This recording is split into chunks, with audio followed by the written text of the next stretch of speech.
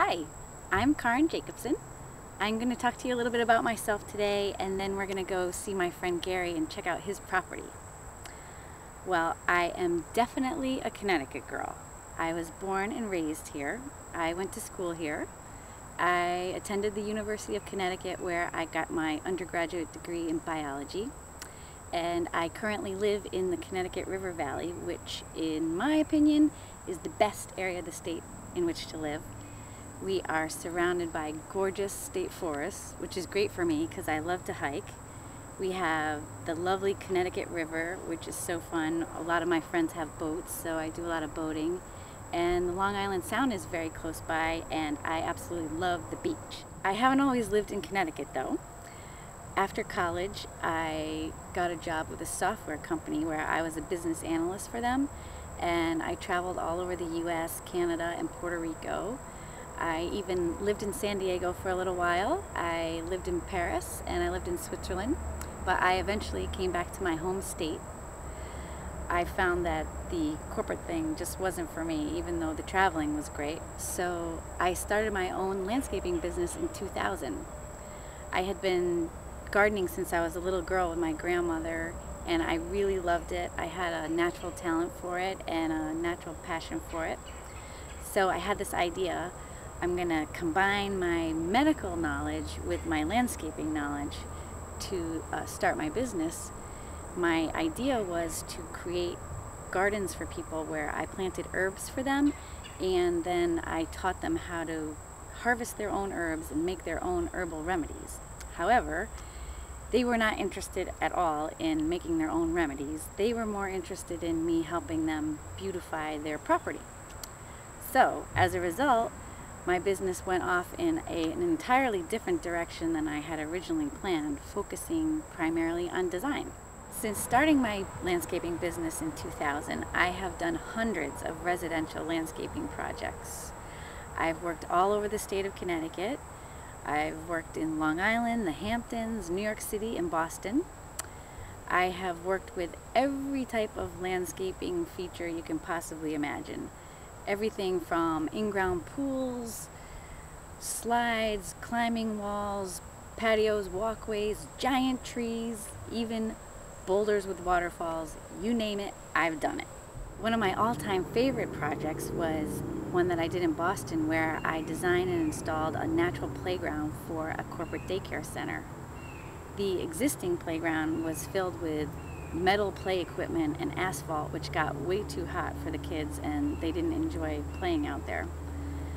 The parents would bring their kids to work with them, and the kids would spend the day at this daycare center. So we wanted to create something fun for them to enjoy while their parents were at work all day.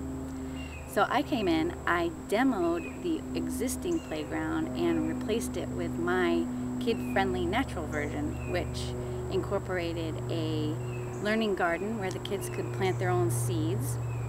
It had a climbing wall and a slide built into a small mountain that I had made. It had a log obstacle course, a fairy mound area for story time, and a sandy play area. Best of all, no more hard or hot surfaces. So the kids really loved it, and the parent clients couldn't wait to get out there and enjoy their coffee break. Some of my other passions are, I love playing soccer. In fact, anything athletic I just love.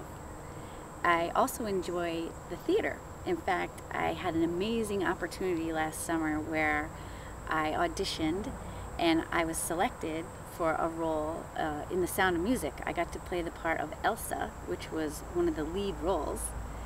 I was so excited because I had never acted before, and here I was playing one of these lead characters.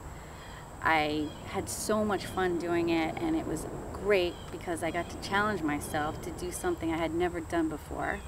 The feedback was awesome, it was excellent. Everyone told me what a great job I did, and to this day, actually, they are encouraging me to do more acting. So, I'm thinking, wouldn't it be fabulous to use my landscaping expertise on television, where I would get the chance to act again and talk about my all-time favorite subject, landscape design. So, let's go talk to my friend Gary.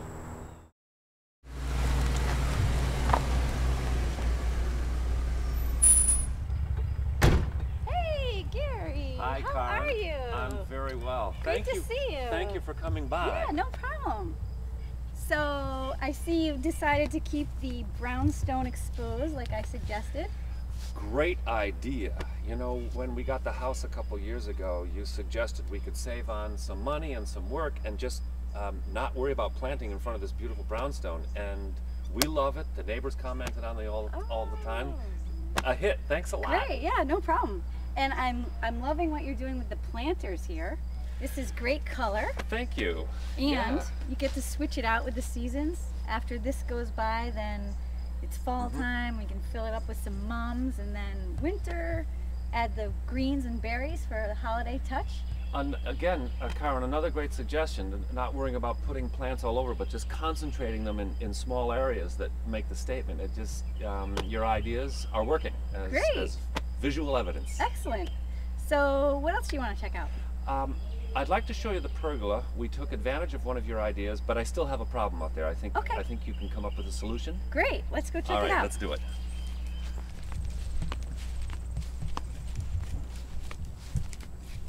So this is the pergola sanctuary.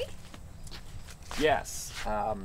Actually, I want to start off by thanking you for your suggestion to tie the grasses. Look at what a difference. Yeah. So now you're getting the air movement that you wanted, and you can see the plantings on the other side when you're sitting over here. It was a brilliant idea, and it looks better. There's more air, like you said, and the part we like is we get to visit as the neighbors take walks. We can see them and they can see us. Great. And we like that sociability factor. Yeah. And now you can also, like you can do with the planters, you can intersperse seasonal color interest in here too. Like there you go. A couple mums or something for color as these annuals die out. Perfect. All right. What else? What else we got? Well, I have a mosquito problem, and I have a mosquito magnet that I would like to not use because it takes electricity, it costs gas for the propane tank. I want to get rid of the mosquitoes, and I'd like to get rid of this mosquito magnet. Okay. What can we do? Where is the mosquito magnet? It's just here. Oh, okay. Just here. This thing you're talking about right here? That's the ticket, yeah. Quite the eyesore, right? It is. Is it loud? It's ugly. It makes a little bit of a noise. Okay. If we could, plus if we get rid of it, I have more space to plant something too. There you go. So, have you ever heard of a bat house? Well, I've heard of bats. Okay, well, there's this thing. It's a wooden structure that you tack up onto your tree, nail up onto a tree. All right. It's kind of the size of a birdhouse. It has a thin slot in it. The bats fly in there and they hang out in there, and then they come out at night and they feed on up to 1,000 mosquitoes a night. So that's like a cheap, organic, and effective solution for you. I'm gonna try it. Great. It sounds great. Let me know how you make out. I will. When you're out here having your wine and you're not getting bitten anymore. Think of me. Absolutely. Thank you. Great. What else have you got? Could we take a look at the backyard? The grass is suffering, and I need your help. Okay, let's go. After you. So you have grubs and moles, I see. Well, I knew about the moles. I didn't know about the grubs. What's going on here is where you're getting these brown patches, the grubs are actually living just under the surface of the grass at the root level, and they're munching away on all the root system, killing the grass. Then the moles are coming into your yard to feed on the grubs. So get rid of the grubs, you get rid of the moles. And how do we do that? There's a product on the market called Milky Spore, which kills the grubs off. Once you do that, the moles move out. Okay, sounds easy enough. I will try that. Okay. There's another thought. I'd like you to take a look at a eyesore in the winter.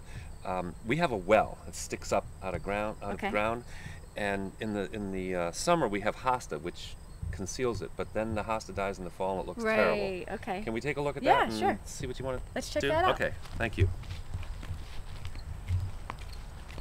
I notice you're wearing high heels. That's an unusual footwear for garden work. The fashion statement and the lawn aerator. Oh. So the hosta dies down in the winter, and you're left with this what I cement. have here is a just an ordinary concrete block that Okay. houses the well, and you know, I don't know what I can do to make it disappear in the non-summer months. Okay. So that is very simple. You just need to pick a shrub of choice, because this area I'm sure gets a lot of sun during the day. Am I correct? Yeah, it's all day sun. Yeah. Okay.